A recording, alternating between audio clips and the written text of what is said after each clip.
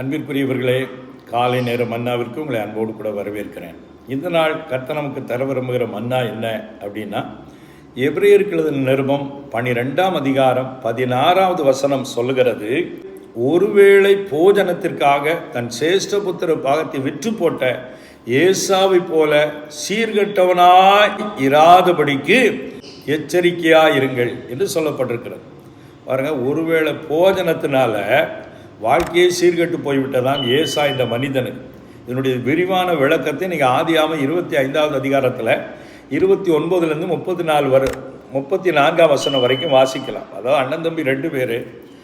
அதில் தேவனுடைய கட்டளையின்படி முதல் பிறந்தவன் மூத்த குமாரன். அவனுக்கு சொத்துக்களை ஆசைகளை பாக வைக்கும்போது அவன் முதல் பிறந்ததுனால அவனுக்கு மாத்திரம் எக்ஸ்ட்ரா ஒரு ஆசீர்வாதம் உண்டு. அதற்கு பேர் தான் சேஷ்ட புத்திர பாகம் அப்படின்னு. இப்போ 4 பிள்ளைகள் இருந்தால் 4 பேருக்கு 4 பங்கு வச்சாலும் முதல் பிறந்தவனுக்கு எக்ஸ்ட்ரா ஒரு பங்கு. அதான் கடவுளாக நியமிக்கப்பட்ட ஒரு விசேஷ ஆசீர்வாதம். அப்படி மூத்தவனாய் பிறந்தவன் தான் இந்த ஏசா. ஆனால் அந்த விசேஷ ஆசீர்வாதத்தை ஒரு முறை காட்டில் வேட்டையாடிட்டு வரும்போது ரொம்ப களைத்து போய் உயிர் போகக்கூடிய அளவுக்கு இருந்த உடனே அங்கே வீட்டுக்கு வர்றான். இவனுடைய தம்பி அவன் உணவு சமைத்து கொண்டிருக்கிறான், கூழ் சமைத்து கொண்டிருக்கிறான். அது சிவப்பான கூழ். அந்த கூழை பார்த்த உடனே இவன் இருக்கிற வருத்தத்தில் எனக்கு எப்படியாவது சாப்பிட கூழ் தான் கேட்குறான். அந்த சோப்பை பார்த்த உடனே கலரில் மயங்கி பசி ஒரு பக்கம், கூழை காட்ட உடனே அவன் இவன் சேஷபுத்திர பாகம் ஒன்று இவனுக்கு கூட இருக்கு, அதை என்கிட்ட விட்டு போடு, உனக்கு நான் கூழ் தாரேன்னு சொன்ன உடனே அது என்னத்துக்கு சேஷபுத்திர பாகம் நீ வச்சுக்கோன்னு சொல்லி அந்த சாப்பாட்டுக்காக கூழுக்காக தன் சேஷ்டபுத்திரம் என்ற விசேஷித்த ஆசீர்வாதத்தை விட்டு போட்டு விட்டான். இது தேவனுடைய பார்வையில் கோபத்தை உண்டாக்கி விட்டது. தகப்பனிடத்திலே வந்தும் அவன் ஆசீர்வாதம் பெற முடியல. அந்த தேவனுடைய சந்ததிகள் வரிசையிலையும் அவனுக்கு ஆசீர்வாதம் கிடைக்கல. அதை இளையவனாகிய யாக்கோபு பெற்றுக்கொண்டான். காரணம், அவன் இந்த சேஷபுத்திர பாகத்திற்காக அந்த கூழை தியாகம் பண்ணான். நாமும் சாப்பாட்டுக்காக தேவனுடைய மகிமை இழந்துடக்கூடாது. அதனால தான் நம்ம ஃபாஸ்டிங் இருக்குதோம். எதுக்கு? எனக்கு உணவை விட கர்த்தர் தான் முக்கியம், சாப்பாட்டை விட ஆண்டோடைய காரியம் தான் முக்கியம்.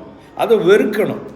பைபிள் சொல்கிறது, நீ போஜன பிரியனாக இருந்தால் உன் தொண்டையிலே கத்திய வைன்னு சொல்லியிருக்குது.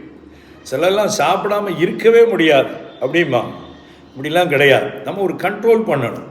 ஆனால் சாப்பிட முடியாதுன்னு சொல்கிற ஆட்கள், வளைச்சி பிடிச்சி அடிக்கிற ஆட்கள், டாக்டர் சொல்லிட்டாரு உங்களுக்கு சுகரு ஜாஸ்தியாக இருக்குது, இனிமேல் இன்னதான் சாப்பிடணும், இனிப்பை குறைக்கணும், உப்பு குறைக்கணும்னு சொன்னால் பதறி அடித்து உயிர் பெறுமோன்னு மாத்திரம் ஒழுங்காக டயட்ஸை ஃபாலோ பண்ணுவாங்க. ஏன்? அது அப்போ முதல்ல மீடியமாக கண்ட்ரோலாக இருந்து சாப்பிட்ருக்கலாம்ல. எனக்கு அன்பானவர்களே, எப்போதுமே ஒரு கட்டுப்பாடான வாழ்க்கை நமக்கு அவசியம் தேவைப்படுகிறது. அதே போல் உணவு காரியத்தில் கூட நம்ம ஃபாஸ்டிங் இருந்து பழகணும். வாரத்துக்கு ஒரு நாளாவது கட்டாய உபவாசம் இருந்து அன்றைக்கி உணவெல்லாம் ஒதுக்கி வச்சுட்டு ஆண்டோர் சமூகத்தில் அமர்ந்து வேதத்தை தியானித்து உங்கள் ஆத்துமாவை கர்த்தருக்கு நேராக திருப்பி ஆவிக்குரிய பிரகாரமாக செலவழித்து பாருங்கள். உங்கள் வாழ்க்கையில் வியாதியின் கிரியைகள் மட்டுப்படுத்தப்படுவது மாத்திரமல்ல, மனசில் சமாதானமாக இருக்கும், உங்கள் இருதயத்தில் ஒரு மகிழ்ச்சி இருக்கும், ஒரு திருப்தி இருக்கும் வாழ்க்கையில். அந்த அனுபவத்தை, அந்த செல்ஃப் கண்ட்ரோல் சொல்கிறோமே, அந்த உணவு கட்டுப்பாடு, இச்சையை வெறுக்கிற அந்த பழக்கம் நம்முடைய வாழ்வில் பெரிய ஆசீர்வாதத்தையும் தேவ பிரசன்னத்தையும் கொண்டு வரக்கூடியதாக இருக்கிறது.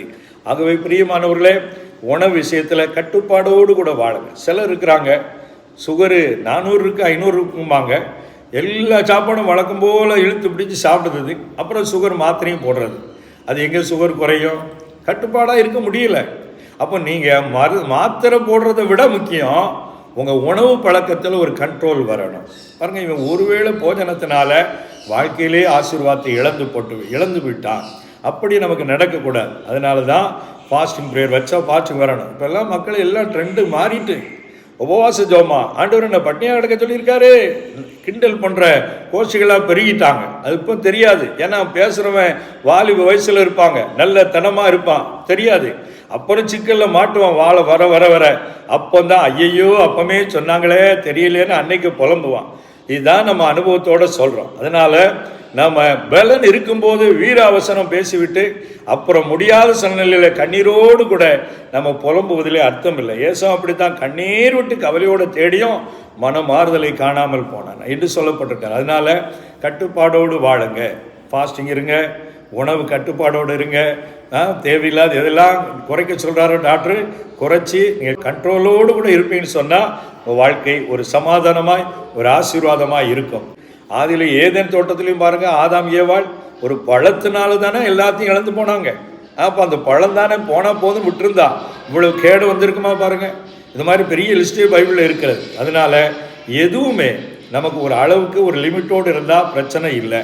அளவுக்கு மீறி அது உணவாக இருந்தாலும் சரி, பொருளாக இருந்தாலும் சரி, அது நபராக இருந்தாலும் சரி, கண்ட்ரோல் இல்லாமல் இருக்கும்னு சொன்னால் என்றைக்கோ ஒரு நாள் அது ஆபத்தில் தான் கொண்டு போய் முடியும். அப்படி இல்லாதபடிக்கு கட்டுப்பாட்டோடு சரியான விதத்தில் தேவையானதை சாப்பிட்டு சரியான விதத்தில் இச்சை அடக்கத்தோடு கண்ட்ரோலோடு நம்ம வாழ அர்ப்பணிக்கும் போது ஆண்டவர் நமக்கு உதவி செய்வார். நம்முடைய வாழ்வும் ஆசீர்வாதமாக இருக்கும். உங்களுக்கு நான் ஜெபிக்க விரும்புகிறேன். ஜெபிப்போமா? அன்பின் பரலோக பிதாவே, நீர் தருகிற நல்ல மன்னாவிற்காக உமக்கு நன்றி சொல்கிறோம். நாங்கள் ஏசாவை போல நாங்கள் அற்பமான காரியங்களுக்காக, சிற்றின்பங்களுக்காக, தேவையற்ற காரியங்களுக்கு இடம் கொடுத்து ஆசீர்வாதத்தை நித்திய மகிமை இழந்து விடாதபடி எங்களை காத்துக்கொள்ளுமப்பா. அதை பார்க்கிற ஒவ்வொருவரும் உணவு மாத்திரமல்ல, ஒவ்வொரு காரியத்தில் கட்டப்பாடோடு வாழ கிருபை தாரும். நடத்த போகிறதற்காக நன்றி சொல்கிறோம். பார்க்கிற ஒவ்வொரு வாழ்விலும் அப்படிப்பட்ட ஆசீர்வாதத்தை கொடுத்து வழி நடத்தும். இயேசுவின் மூலம் வேண்டிக் கொள்கிறோம் நல்ல பிதாவே. ஆமென். ஆமென்.